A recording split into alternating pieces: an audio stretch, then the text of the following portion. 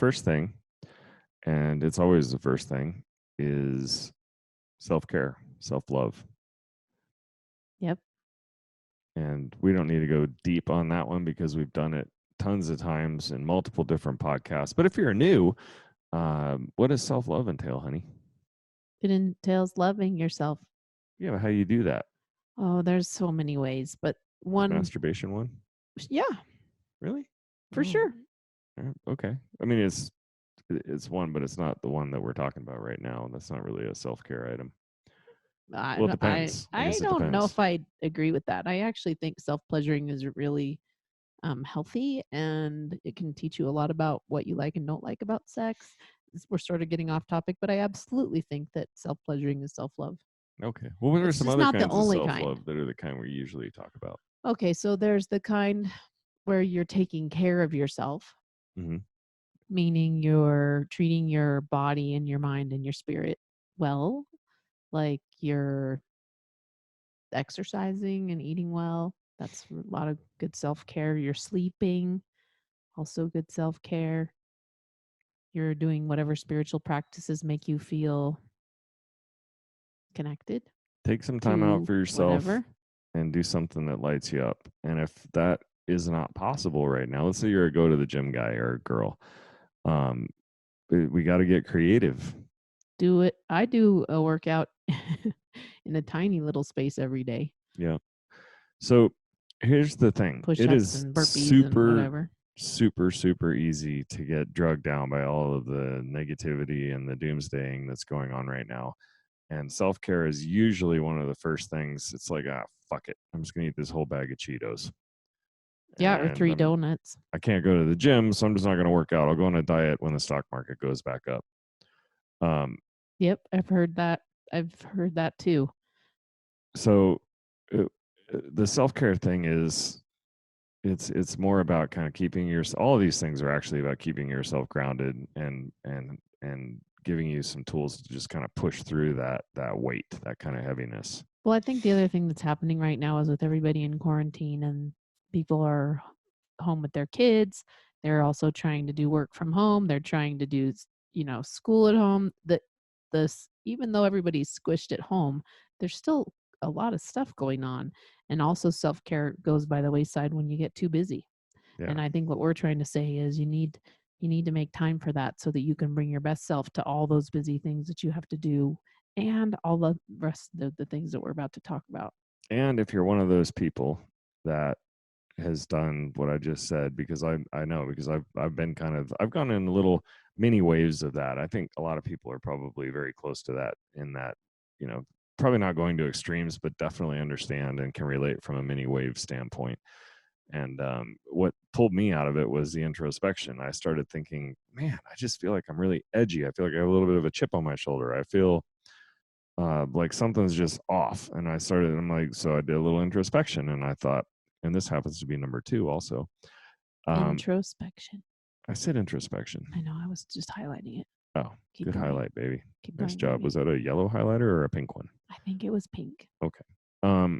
But I kind of took a look at it and thought, you know what? I think it's the weight of the negativity. I can feel it.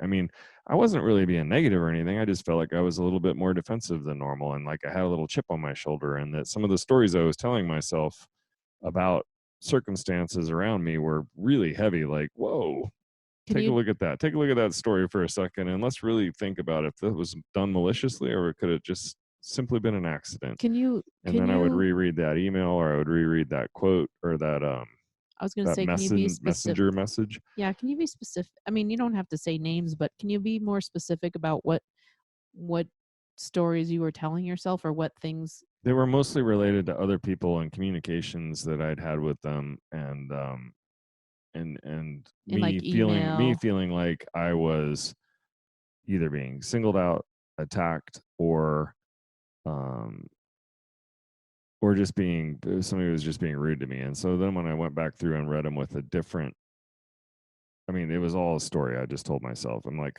this I guarantee you somebody just wrote this message really fast and then probably didn't even come back to their computer for the rest of the day. It wasn't like they were sitting there waiting to pounce on me. So I read it when I read it with that thought in mind, it was like, yeah, I just built a huge story around that whole thing, was pissed off about it for several hours. So Do you remember me saying anything to you about that? no. Um, so Okay. the introspection part is well, that would be extrospection then. Do you want to talk about extrospection and add that to the deal? No, but I think I noticed you were telling stories. I noticed how angry and irritated you were, not just with the people on the email, but with me. You're very short, and I could tell something was not right. Well, because I wanted you to agree with me that this person was being rude. Yeah, and I couldn't go there with you because I just didn't think it was true. And it's delicate when you have to say to your partner, "Are you okay?" Do you I don't even know what I said. It must have been not it must have been gentle and safe enough though that you felt like you No, could. I'm pretty sure I felt irritable. And then Yeah, actually the you were next mad. You're day, like, "No, I'm not telling any stories. This is how it is." And I was like, "Okay." the next day, when I woke up and I was sitting out there by myself and I did my own introspection that was not prompted by any nagging or gentle suggestions. And it all came to me like it was my own idea. So that's what made it better.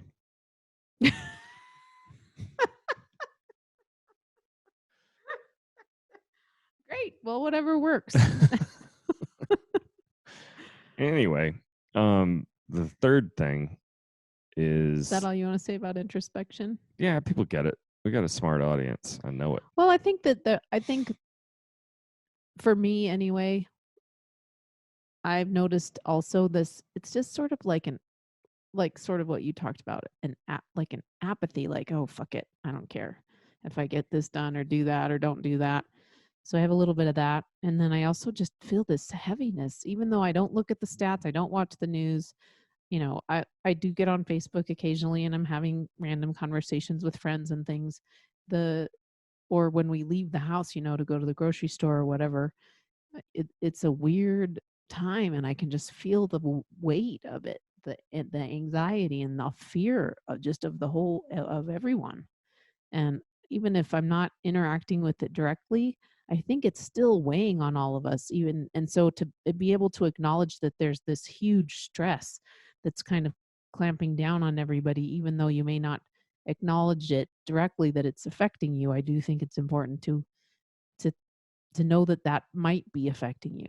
Does that make sense? Because I don't know if you were like, "I'm fine. This stuff doesn't bother me at all." And, you know, but it was bothering you I don't think it in was a bothering me directly, and to this consciously. date I still don't think it has. I think it has a lot to do with the energy and then the Yeah. flow of energy and the negativity that's out there and absorbing it, you know. I think it's a subconscious thing that's happening. So that's what I mean. I Yeah. I I think you don't think you're being bothered by it. Consciously, you're not. But subconsciously, there's something very interesting happening probably for all of us. And those are great conversations to have with your significant other and your kids. I mean, if your kids are over 4, they get what's going on, and you know, have a conversation with them. Be vulnerable and authentic, and let them know that this affects everyone. But you know, I don't know. I mean, I do know. I just said something that I knew. Well, we don't have any kids, so we can't try it Yeah, out. The I don't nice know thing if it'll about work when we with a talk about our 4-year-old. relationship is we try these things out. Our kids are already grown though, so when we have kid suggestions, if we haven't, we never went through anything like this with our kids.